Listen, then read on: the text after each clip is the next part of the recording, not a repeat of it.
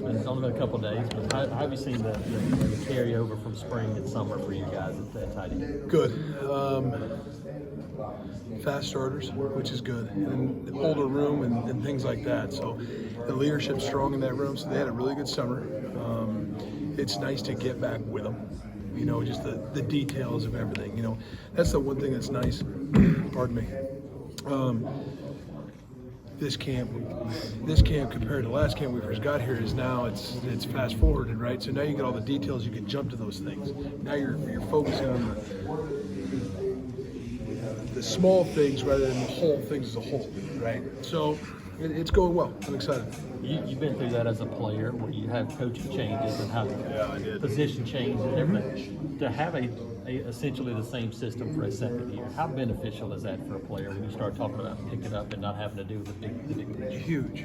I mean, it's just for them to learn the game and understand how I coach the game and the techniques that I coach and things like that. And then through studies and things like that, see what we're going to do different. We're going to tweak some things here and things like that. But the one thing about it is going into the second year is when everybody, it's almost like, hey, we know our coaches, now it's challenging in a different way as an older group and finding the small things. I want to go back to that, and you can find the small things like, hey, you got to get better at X, Y, and Z rather than, oh boy, here we go. We're going to start with this.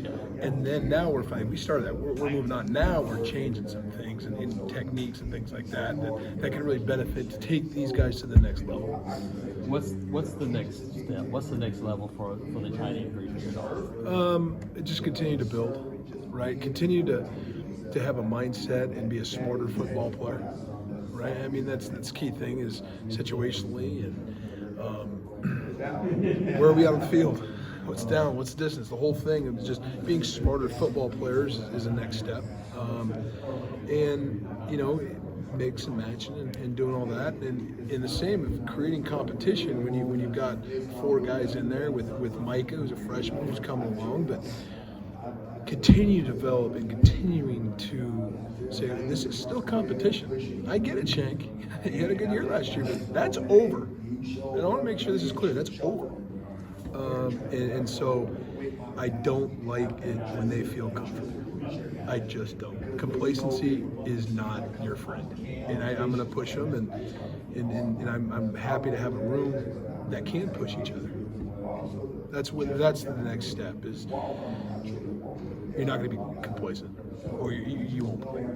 You may have already seen your assessment through the first 5 days. What have you seen from your group? Good, fast start. I'm excited. They worked hard in the summer. Pitt did a great job with them. They're stronger, they're faster, and so that's good. Now we're to the point now we get to coach the details.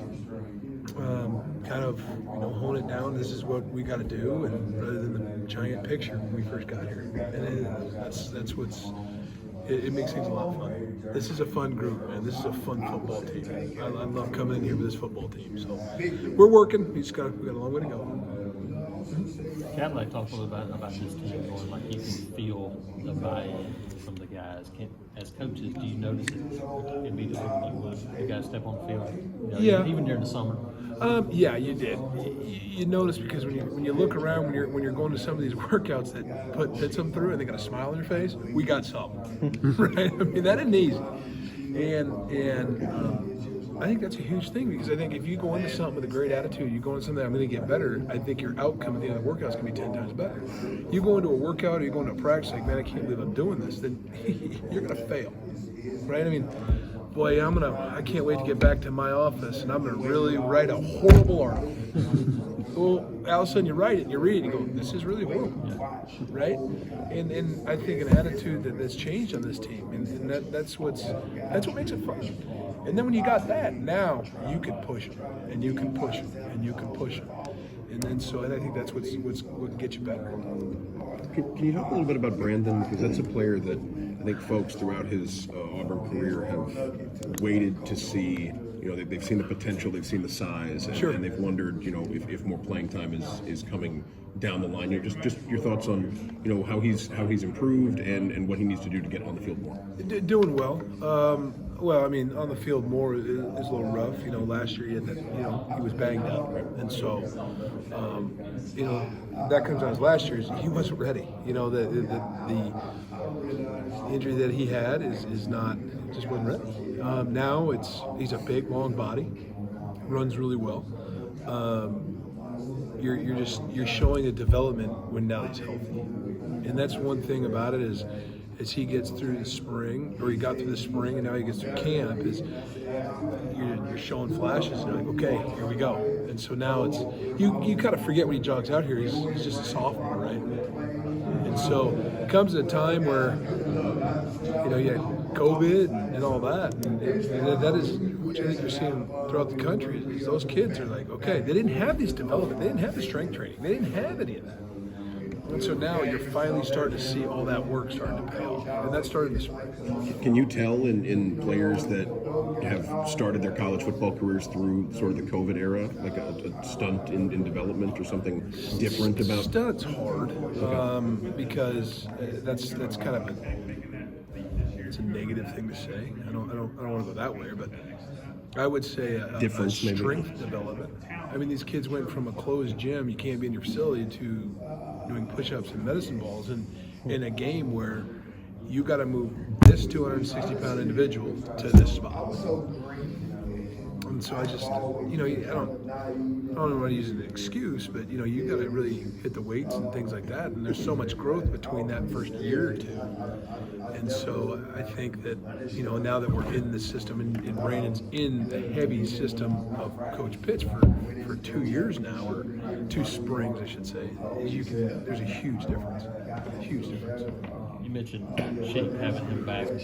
Yeah. What he did last year. Yeah. That's kind of a big bonus, obviously, to get him. But It's huge. when you talk about him as kind of the older guy of the group, how valuable is it to have a guy who's now gone and done it to bring everybody else with him? Oh, I think it's really good.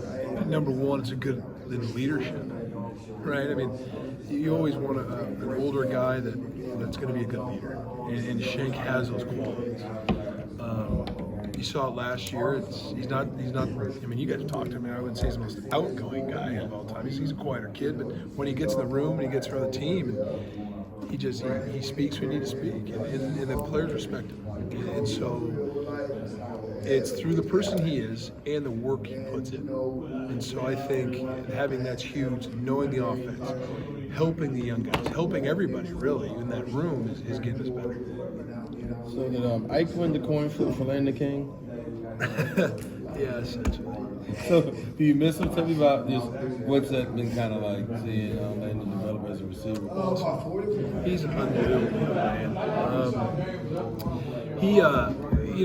It's where is Landon going to help us? And pardon me. In his development and his wide receiver skills and things like that is where he can help us the most win, right? But I mean, like I tell Ike, it's that's a battle that's not over. So is that like kind of a? I love him. I like it's that. like a jokingly ongoing Yeah. conversation. Kind of like No, it's not. It's we need to develop Landon where we think Landon's going to help us win football games. And with where we were at in the room and his skill set, we thought it was best that he goes with Ike, and now he's grinding it out, working hard, and developing in that area. But I lost it. It's kind of, it stings me. Coach, Go ahead. I was going to say, Coach, back at Media Days, I asked Tank and John Samuel about what could be different in the offense from last year to this year with Mike Bobo having moved on. They both mentioned an added emphasis in the run game. I'd like to know how that's sort of like the responsibilities at the tight end in helping this team run the football better. Everything, control the edges, be physical, communicate, work well with the O-line, in just an overall technical standpoint.